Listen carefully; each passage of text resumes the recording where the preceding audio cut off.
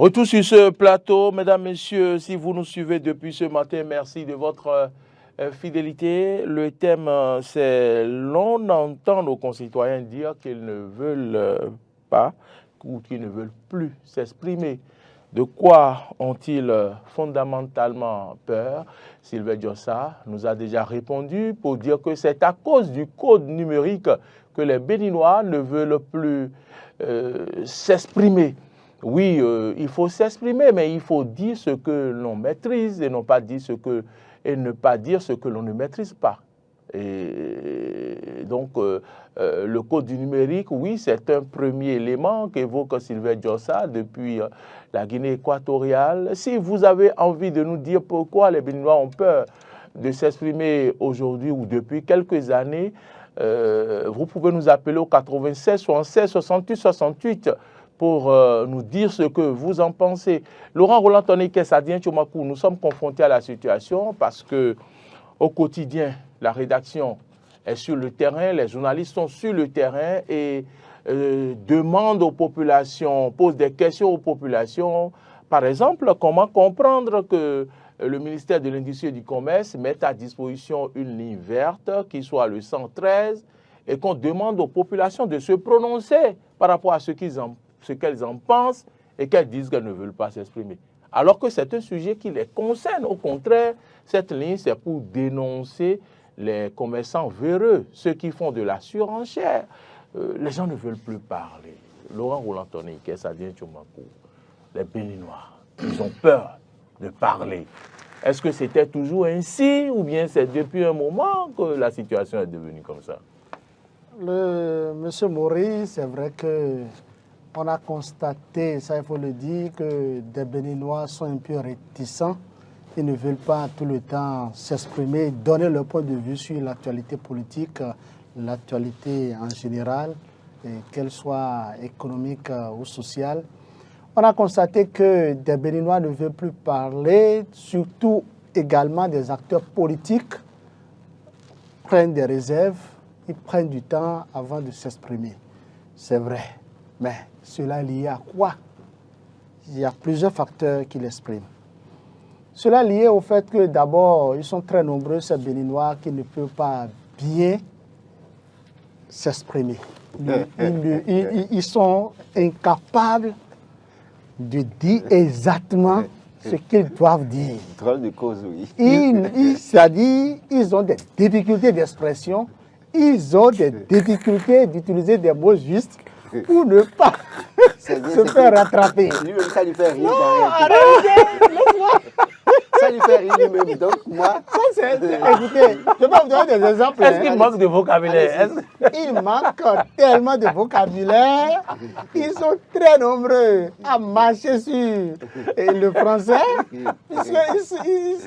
Ils sont souvent en difficulté d'expression. D'accord. Ça, c'est le premier point. Deuxième point. Le second point, oui.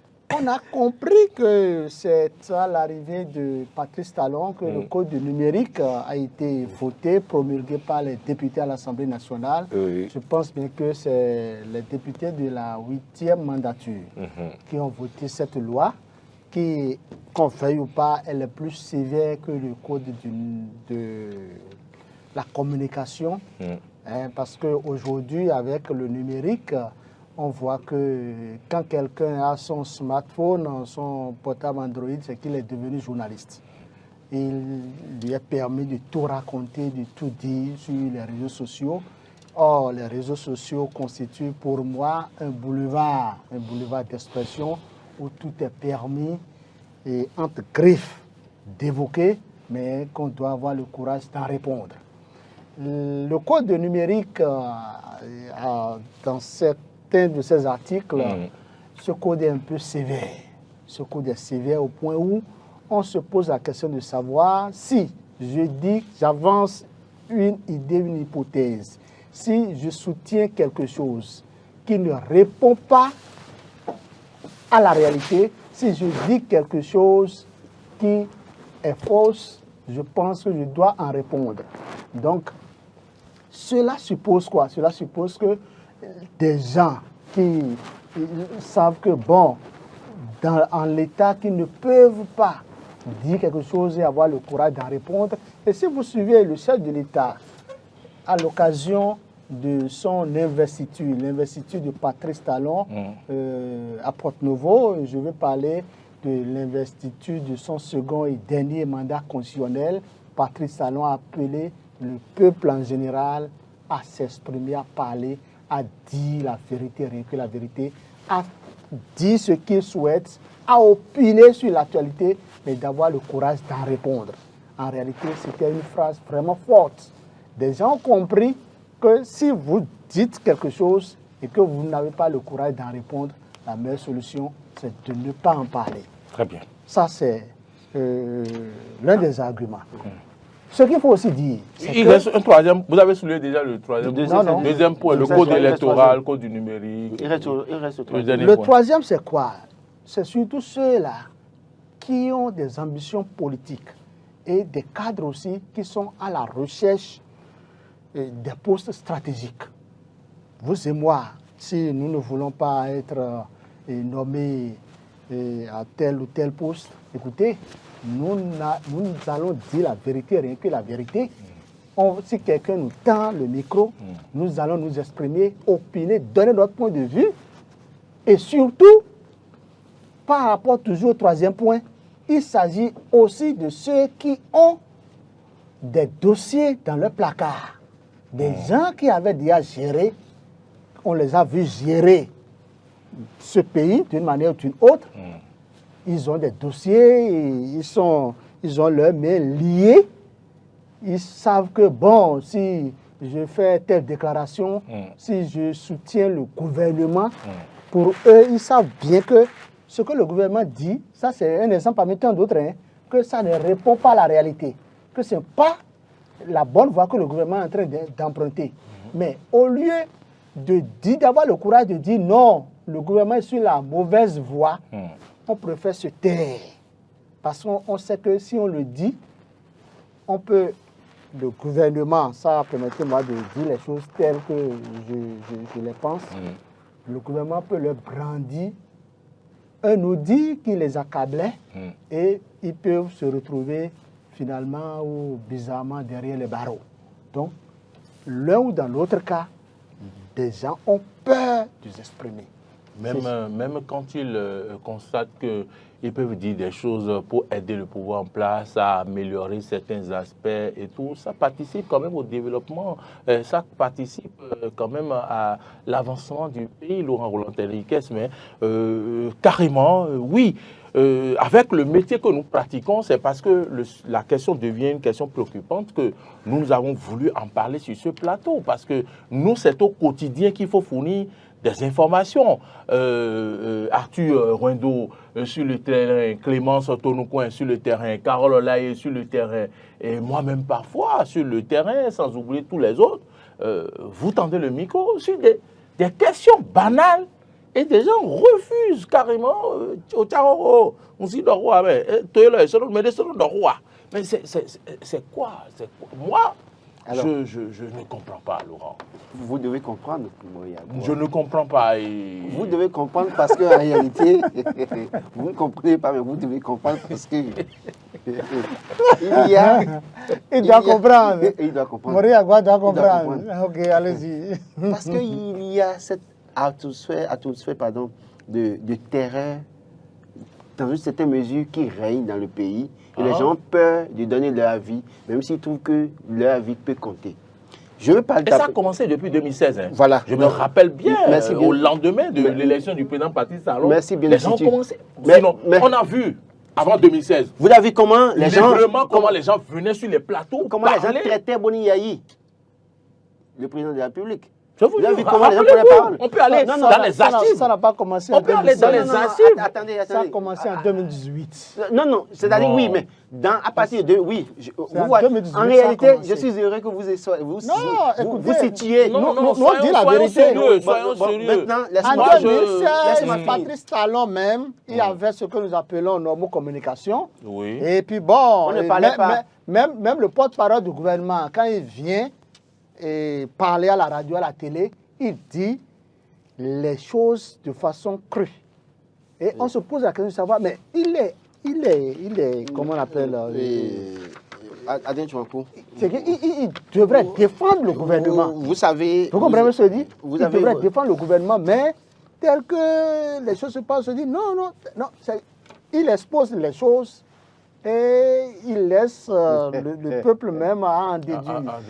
Et moi, j'ai cherché à comprendre, on m'a expliqué que c'est le chef de l'État même qui au nom de la liberté d'expression, au nom de la liberté de presse, a voulu que les choses se passent comme ça et que des gens s'expriment librement. Écoutez, en 2007-2017, les Béninois parlaient. Je ne vous arrête pas. Il ne faut pas confondre ce dont nous parlons avec la liberté de presse. Merci beaucoup. Il ne faut pas faire une confusion. Nous ne disons pas qu'il n'y a pas une liberté de presse. Sinon que nous, on ne serait pas sur ce plateau. Donc on ne parle pas du tout de la liberté de presse. Il faut faire la différence. La liberté de presse, c'est pas... Nous ne parlons pas de la liberté d'expression. Au nom de la liberté d'expression, pourtant personne ne l'a. Allons laisser tout le monde s'exprimer. Moyagua, je pense que déjà, je vais commencer par parler de terreur. Pas utiliser déjà, pas partie des causes évoquées par Adrien Tchouankou pour dire que des gens qui savent très bien parler français aujourd'hui ont peur de parler. D'accord? Ils savent très bien s'exprimer et sans aucune erreur, mais ils n'ont pas envie de parler. Parce que s'ils parlent, qu'est-ce que ça va engendrer? Ils ne savent pas. Et vous avez bien fait de parler d'ambition politique ou patati patata. Il y a ceux qui ont géré par le passé et qui savent que peut-être ils ont un cadavre dans leur placard, qui savent que le fait d'oser se prononcer sur telle actualité peut se retourner contre eux. Il y a ceux-là qui ne sont pas encore à l'abri du besoin, qui espèrent avoir peut-être une petite place sous la table du haut-chef et avoir les miettes et manger, et qui se disent aujourd'hui, avec la situation de morosité et de difficulté économique et parce que le peuple végète aujourd'hui malheureusement dans une souffrance qui ne dit pas son nom, et donc qui veut oser critiquer un pouvoir en place, qui veut oser affronter un pouvoir pour se faire couper, voire couper, en tout cas le peu qu'il peut avoir, qu'on l'en empêche dans une certaine mesure. Il y a ce sentiment-là. Il y a, au-delà de tout, dans une certaine mesure, cette situation, comme je l'ai évoqué dès le début, de terreur. C'est-à-dire que les gens se disent, avec tel que certains acteurs politiques, juste parce qu'ils sont politiques sur tel sujet, on dit aller en exil. Bonjour Laurent, bonjour monsieur, merci de vous présenter. Ici c'est Rigobert, Ah monsieur Rigobert, ça fait longtemps, hein? Qu'est-ce qu'on vous a fait? Vous n'avez rien fait. Et pourquoi on ne vous entend plus? Vous faites partie de ceux-là qui ont peur de s'exprimer. Nous ne recevons pas bien Rigobert qui est là. C'est bon maintenant, c'est parfait. Merci à Gérard. Allez-y. De mon côté, ce n'est pas la peur. D'accord. Non, je n'ai pas peur, je n'ai peur de personne. C'est le crédit. C'est ce que je veux dire, je sais que c'est la vérité, je dois le dire. C'est ça. Et vous devez savoir que depuis 2016, le Béninois est autrement éduqué. C'est-à-dire? C'est-à-dire que vous ne pouvez pas apprendre et vous avez le micro au Béninois, même s'il ne maîtrise pas bien le sujet, il commence par parler au Kaoulaoulaouya. Or, on nous a appris à l'école, quand tu es devant un sujet, il faut le lire, relire et comprendre d'abord le sujet avant de l'aborder. Donc, avant, même si le Béninois ne maîtrise pas le sujet, il commence par parler. Mais quand Talon est arrivé, il nous a réappris maintenant la leçon là. Donc, on ne se jette plus sur les sujets comme ça. On analyse bien. Sinon, tu vas tomber dedans et le professeur va te donner zéro. Donc, nous voulons aller de loin, nous ne voulons plus avoir de zéro. De mon côté, les contacts, moi, j'ai compris. Mais, sur les réseaux sociaux, les gens continuent toujours de m'avaler, mais ce n'est plus comme avant. Ce n'est plus comme avant. Et vous avez, regardez ce qui se passe. Il y a certains, vraiment, ils amènent les sujets qu'ils ne maîtrisent même pas. On a dit, et tout récemment, concernant le procès d'Ogbeno, ce qu'il n'a pas dit, on a mené ça devant le public, on dit que oui, que D'Ogbeno a dit, même si on fait sortir les armes, qui sera candidat. Voilà que le procès n'a même pas dit, le président n'a même pas dit ça. Il n'a dit ça nulle part. Et le vieux Yambako, qu'ils ont arrêté tout récemment, le président n'est pas le sujet. Il ne maîtrise rien, il ne connaît rien du sujet. Il a commencé par commenter autrement, des choses qui aggravent même la personne de M. Diomino. Donc, à voir tout ça là, qu'est-ce que vous voulez que le gouvernement fasse? Le gouvernement va rester comme ça, et la justice va rester comme ça, et comment dit-on, l'intéressé, celui qui a été accusé de tort, il va rester comme ça. Donc, passion raison gardée. Moi, je suis vraiment d'accord avec la loi sur le numérique. C'est trop bon, ça nous éduque. Maintenant, le Béninois ne va plus mentir. Si ça peut continuer comme ça, même si en 2026, il y a un opposant qui arrive au pouvoir, pour le continuer comme ça, ça vraiment, ça nous éduque. On va savoir parler maintenant. On ne va plus parler ouya, ça nous maîtriser le sujet. Mentir sur le compte de l'autre, c'est le plus bon. Très bien. Si ça peut continuer comme ça, même dans les services, si même les emplois arrivent chez toi, tu es patron, et on a l'autre pour être bien chez toi, bien dire autre chose, raconter des travaux sur les camarades de service, il faut appeler l'autre immédiatement. Il faut l'appeler. Devant lui maintenant, là oui, tu veux te dire quelque chose. C'est vrai. S'il peut, comment dit-on, confirmer devant l'autre, là oui. S'il ne confirme pas, il faut l'envoyer automatiquement. Si ça peut continuer comme ça maintenant, même à la maison, nous les parents, on peut continuer comme ça. Ça va être au concours Bénin. Très bien. Donc, moi, je suis d'accord. Si c'est à cause de ça que les gens ne peuvent pas parler et d'abord, c'est très bon. Ils n'ont pas laissé les micros comme ça maintenant. Nous voulons avoir des informations justes. Ok.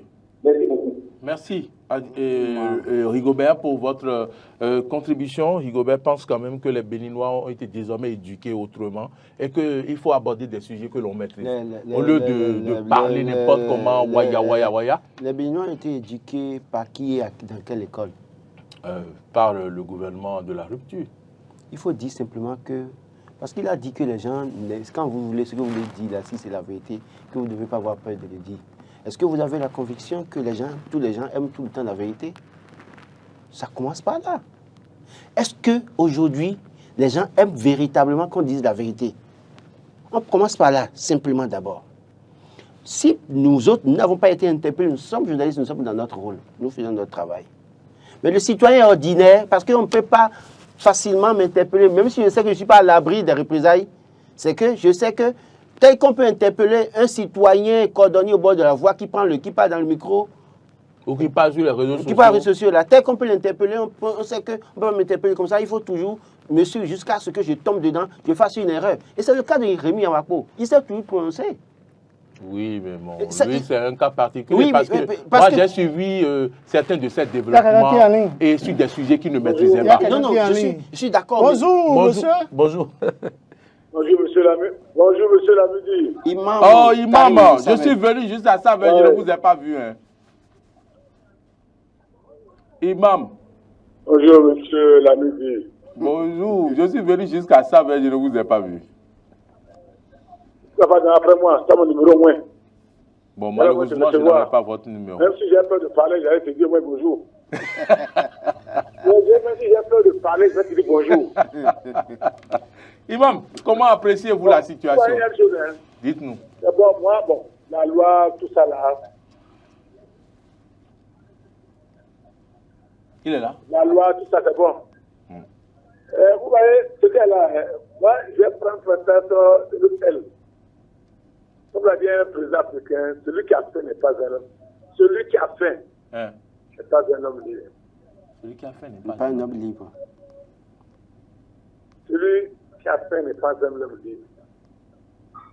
celui qui n'a pas l'argent là, qui ne veut pas se contrôler avec personne. C'est-à-dire qu'on a fait, on n'est pas libre. Mais quand on n'a pas l'argent aussi, on ne se contrôle pas. Si les gens disent on raconte des coups, mais qui a causé les faux? Qui a causé ça? C'est la paix. C'est le manque d'argent qui cause les gens disent n'importe quoi. Nous, vous allez prendre les lois. Non, non. Est-ce que les gens sont satisfaits d'abord?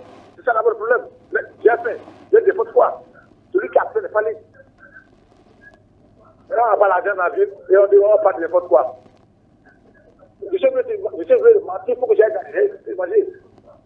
D'abord, c'est comme les musulmans. On dit avoir 4 femmes. Mais attends, qui peut aimer même ton propre enfant, qui met 2 enfants au monde, tu peux les aimer de la même manière. Tu peux aimer 2 femmes, tu peux aimer 2 enfants de la même manière. Non! Il faut faire la vérité. Mais aujourd'hui, on parle de la vérité. Tout. Depuis le temps d'Ève et Adam, il n'y a pas la vérité, il n'y aura jamais la vérité. Sauf que les gens essaient de nous mentir. Depuis le temps d'Ève et Adam, il dit la vérité. Qui va dire la vérité? Dans quel pays? Sur quel show? C'est ça. Non, écoutez, c'est ça de nous mentir. On peut dire, on peut donner notre loi, mais dire la vérité là. Moi, je sais que jamais, même Jésus n'a pas la vérité. Jésus n'a pas la vérité. Après, il faut qu'on soit clair. Prenez le pays pour que tout le monde soit à l'aise. Je remercie tout le monde. Il faut que tout le monde contribue, que le pays soit à l'aise. On a faim. On a faim. Moi, j'ai pas de faim. On a faim. Par exemple, le matin, je ne vais pas chez moi. Il faut attendre de manger. Et si on vient voir maintenant, je vais n'importe quoi. Non, on va vous envoyer un sac de maïs. Que le bon Dieu nous garde tous. Et que la paix soit pour le bénir. Amen. Alors, merci, Imam. Oui, on va pour finir. Merci, Imam. On a fini. Je crois que votre mot de la fin. Je pense qu'on peut revenir sur le sujet vendredi parce que le sujet intéresse les Béninois. Il va falloir qu'ils se prononcent. Oui, on va revenir là-dessus vendredi. Je crois que véritablement, il faut revoir les choses parce que, comme je l'ai dit, si vous et moi, nous parlons et qu'on ne nous interpelle pas sur certaines choses, c'est parce que nous sommes dans notre rôle en tant que journaliste. Mais un citoyen peut dire des choses que je dis ici ou bien des choses que actuellement vous dites. Mais c'est parce que vous ne, comment on dit, vous ne diffamez pas. Mais c'est ce que je vous dis, c'est pour vous dire quoi? Le jour où je ferai l'erreur de diffamer, ne pensez pas que les gens vont me faire le cadeau. C'est pourquoi j'évoquais le cas de Yamapopo dit. Il avait abordé beaucoup de sujets, c'est vrai qu'il allait dans tous les sens à un moment donné. Mais on l'attendait au carrefour, il va tomber dedans. Il est tombé dedans.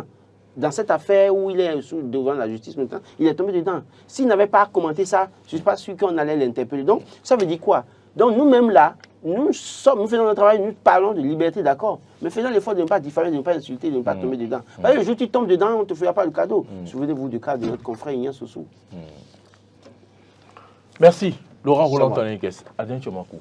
30 secondes. 30 secondes. Il faut que les Béninois balance, diffuse des informations vraies et crédibles sur les réseaux sociaux. Je pense que ça va limiter un peu ce que beaucoup disent, ce que des gens pensent. Si vous avez une information vraie, vous êtes tenu d'informer le public sur les réseaux sociaux. Madame, Messieurs, c'est sur ces mots que nous mettons un terme à cette émission qui aurait duré 1h30. Merci à toutes et à tous de nous avoir suivis. Sylvain Diossa, M. Aloranou et tous les autres, Imam Liamedi, Rigobert, Meou, merci à tous ceux qui nous ont suivis, qui n'ont pas appelé la ligne, mais qui nous ont suivis. Merci à vous tous. Je vous souhaite de passer une excellente journée. À 13h, retrouvez Grâce à Valibé. À 19h, je serai au rendez-vous de l'information. On va se retrouver vendredi prochain, si Dieu le veut. Demain, Ahmed Arekpa reprendra le pouvoir de cette émission Matin d'Éden. Bonne journée.